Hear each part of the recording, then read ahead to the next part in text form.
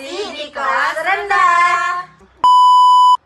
Perkenalkan, nama aku Agustina Nursabani dengan NIM 240606196. Perkenalkan, nama aku Tiara Astianti dengan NIM 240600326. Perkenalkan, nama aku Windy Dewiliani dengan NIM 240603118.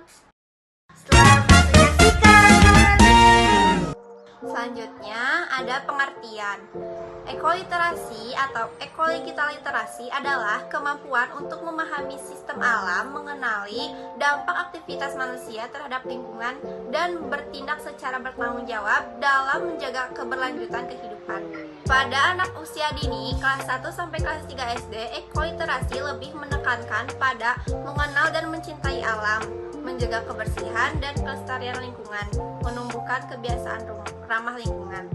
Pembelajaran berbasis ekoliterasi di kelas rendah fase A adalah pendekatan yang mengajarkan siswa untuk memahami hubungan antara manusia dan lingkungan hidup sejak dini.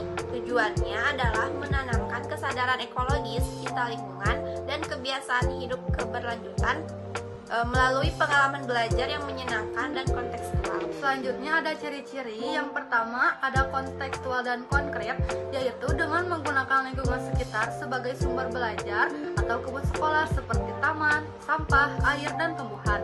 Yang kedua ada berbasis pengalaman langsung dalam kegiatan seperti menanam, memilah sampah, atau pengamatan makhluk hidup. Dan yang ketiga ada kolaboratif dan reflektif. Maksudnya, jadi siswa diajak bekerja sama dan merenungkan dampak tindakan terhadap lingkungan. Dan yang keempat, ada terintegrasi lintas mata pelajaran. Misalnya, belajar menghitung jumlah tanaman itu matematika, menulis laporan itu bahasa Indonesia, atau menggambar ekosistem itu termasuk ke seni budaya. Selanjutnya ada pendekatan dalam pembelajaran. Yang pertama ada Project Based Learning (PJBL), misalnya siswa membuat proyek kebun mini. Yang kedua, Experiential Learning, siswa belajar melalui pengalaman langsung seperti menanam atau membersihkan halaman. Ketiga, ada storytelling dengan menggunakan cerita anak tentang lingkungan. Yang keempat, ada inquiry sederhana dengan mendorong siswa mengamati, bertanya, dan menyimpulkan. Selanjutnya ada dampak positif. Yang pertama ada kepedulian dan tanggung jawab terhadap lingkungan. Yang kedua, kesadaran akan dampak perilaku manusia terhadap alam. Yang ketiga, keterampilan dasar untuk menjaga keberlanjutan lingkungan. Yang keempat, anak lebih peduli pada kebersihan dan alam. Yang kelima, tumbuh kebiasaan seperti tidak membuang sampah sembarangan, menyiram tanaman, dan hemat energi. Dan yang terakhir, terbentuk karakter cinta lingkungan secara alami dan tidak menggurui. Selain dampak positif, ada juga dampak negatifnya. Yang pertama, kesulitan memahami konsep kompleks. Yang kedua, kesulitan mengaplikasikan pengetahuan. Yang ketiga, potensi penolakan atau kurangnya pemahaman. Yang keempat, keterbatasan waktu dan sumber daya. Yang kelima, perubahan lingkungan belajar. Dan yang terakhir, keterbatasan dalam mengukur kemajuan. Selanjutnya ada tantangan. 1. Kurangnya pemahaman dan kesadaran guru. Guru perlu mendapatkan pelatihan dan peningkatan kompetensi terkait ekoliterasi agar dapat mengimplementasikannya dengan baik. Kedua, terbatasnya sumber daya.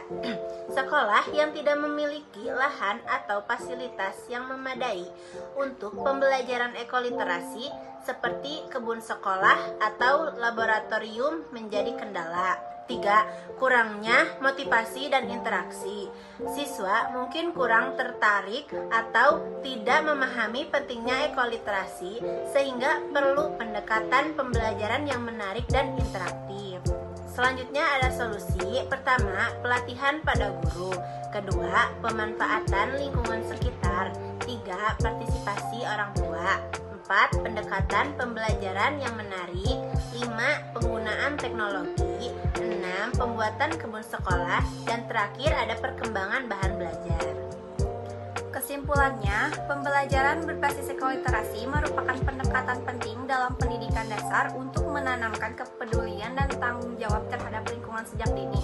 Dengan mengintegrasikan kegiatan nyata, kontekstual, dan menyenangkan seperti menanam, mendaur ulang, atau observasi alam, siswa dapat memahami keterkaitan antara manusia dan alam secara lebih mendalam. Pendekatan Kegiatan ini mendorong pembentukan karakter ramah lingkungan, pengembangan keterampilan berpikir kritis, serta pembelajaran lintas mata pembelajaran yang holistik. Ekoliterasi tidak hanya membentuk pengetahuan tetapi juga menanamkan nilai dan kebiasaan hidup berkelanjutan bagi masa depan yang lebih baik.